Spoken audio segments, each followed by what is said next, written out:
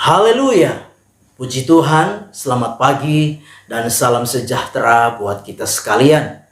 Kita patut bersyukur kepada Tuhan kalau oleh anugerahnya kita boleh diberikan kesempatan ada sebagaimana kita ada pagi hari ini.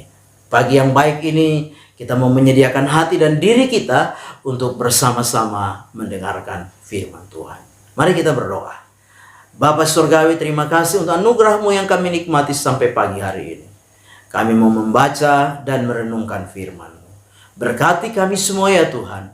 Dalam nama Tuhan kami Yesus Kristus kami berdoa. Amin.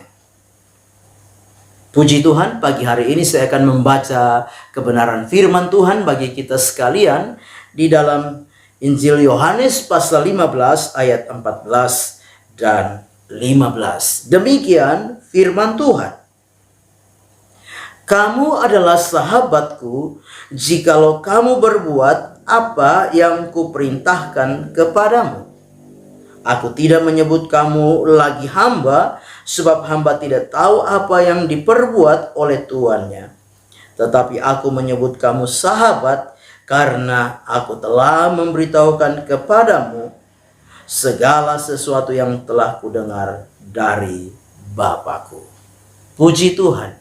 Pagi hari ini tema firman Tuhan yang ingin saya sampaikan kepada kita yaitu bangga menjadi sahabatnya Tuhan. Sekali lagi, bangga menjadi sahabatnya Tuhan. Bapak Ibu jemaat yang kekasih di dalam Tuhan kita Yesus Kristus, satu status yang Tuhan beri bagi setiap kita adalah menjadi sahabat. Ini luar biasa. Ya. Menjadi sahabat orang yang terkenal saja kita akan bangga. Kita akan senang, apalagi menjadi sahabatnya Tuhan.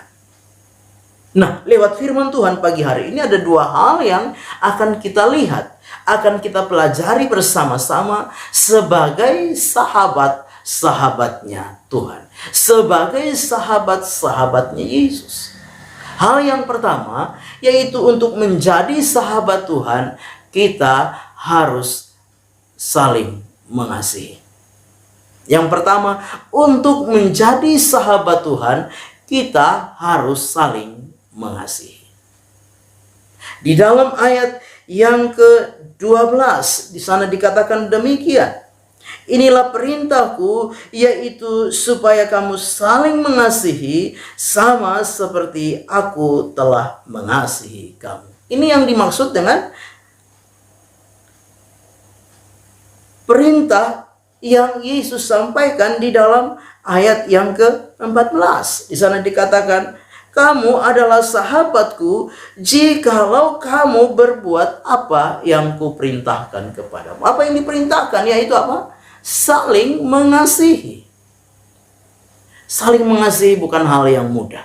Bukan hal yang gampang, saudara-saudara. Bapak Ibu jemaat yang kekasih, ya. Saling mengasihi bukan hal yang segampang kita membalik telapak tangan kita. Karena kalau kita lihat konsep saling mengasihi di dalam Injil Yohanes 15 ini, bahwa Yesus berkata tidak ada kasih yang lebih besar dari kasih seorang sahabat, ya, yang memberikan nyawanya untuk sahabat-sahabatnya. Jadi kasih di sini yang Yesus maksudkan adalah kasih yang apa? Yang rela berkorban. Bapak Ibu jemaat yang kekasih, untuk kita mengasihi satu dengan yang lain, kita perlu berkorban. Mungkin kita tidak berkorban nyawa sebagaimana yang Yesus lakukan, tapi untuk kita mengasihi satu dengan yang lain, ada kalanya kita harus korban apa? Perasaan. Korban apa lagi? Korban ego kita. Mengorbankan keakuan kita. Mengorbankan apa? Status kita. Mengorbankan apa? Hak kita. Mengorbankan apa? Martabat kita. Status kita, posisi kita, jabatan kita. Kita harus korbankan itu supaya apa? Kita bisa mengasihi orang lain. Saudara, kita tidak akan mampu mengasihi orang lain kalau kita terus berdiri pada posisi kita, merasa kita lebih tinggi dari yang lain.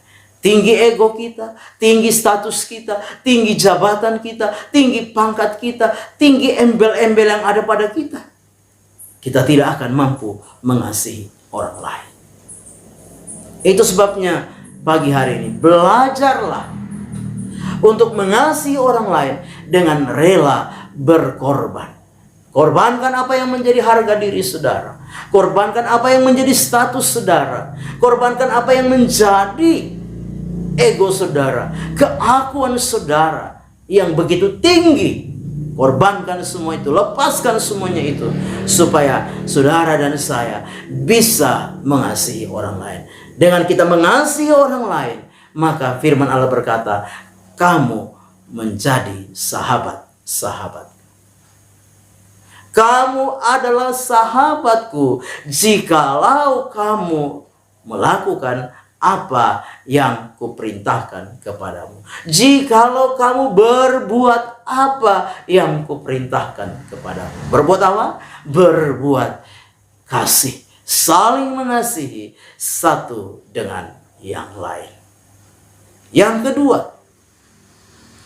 kedua yang kita perhatikan yaitu menjadi sahabat Tuhan, maka kita dipercayakan rahasia-rahasia Tuhan.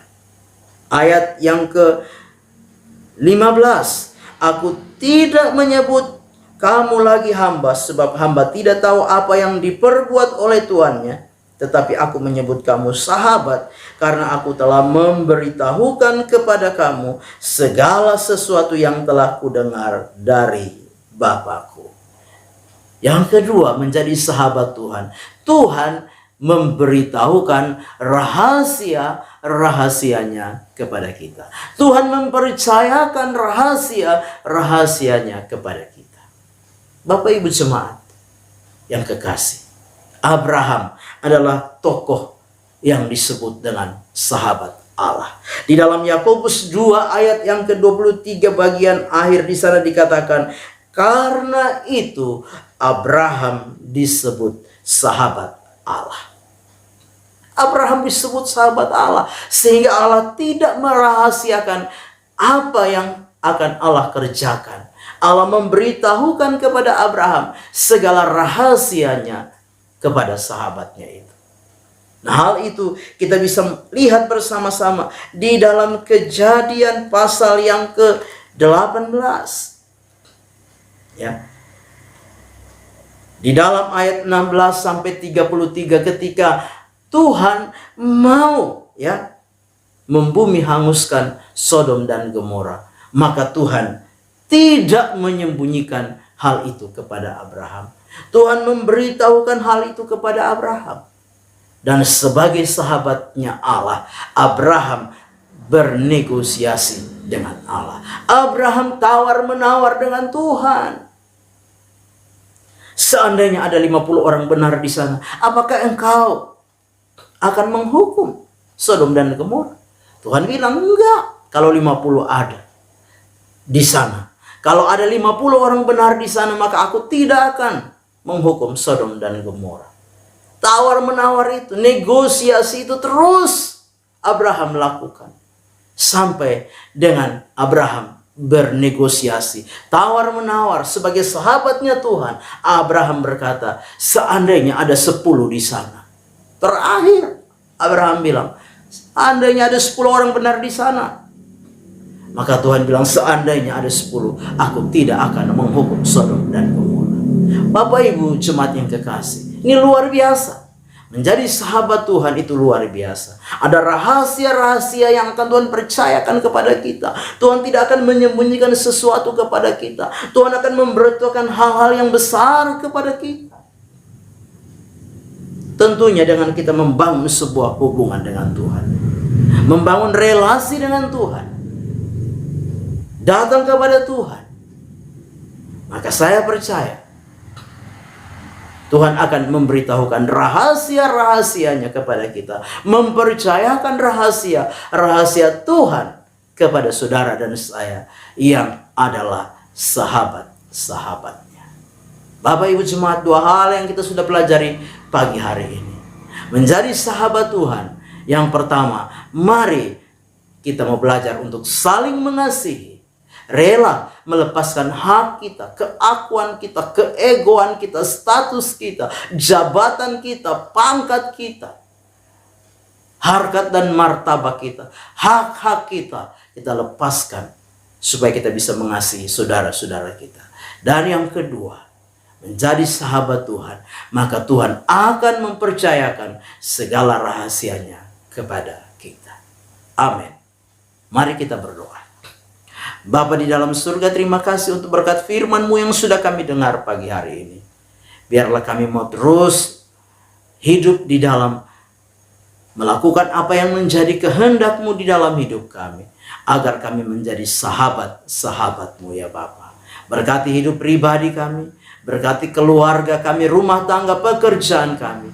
Teristimewa berkati iman kami, pengharapan dan kasih kami kepada Tuhan. Diberkati Tuhan. Terpujilah nama-Mu Bapa. Kami serahkan seluruh hidup kami sepanjang hari ini dalam tangan Tuhan. Sertai, pimpin dan berkati kami senantiasa Tuhan. Apa yang kami upayakan dan kerjakan di sepanjang hari ini, Tuhan buat berhasil. Kami serahkan semua dalam tangan Tuhan, melangkah di hari baru ini mengucap syukur. Dalam nama Yesus kami berdoa. Amin. Selamat pagi, Tuhan Yesus memberkati.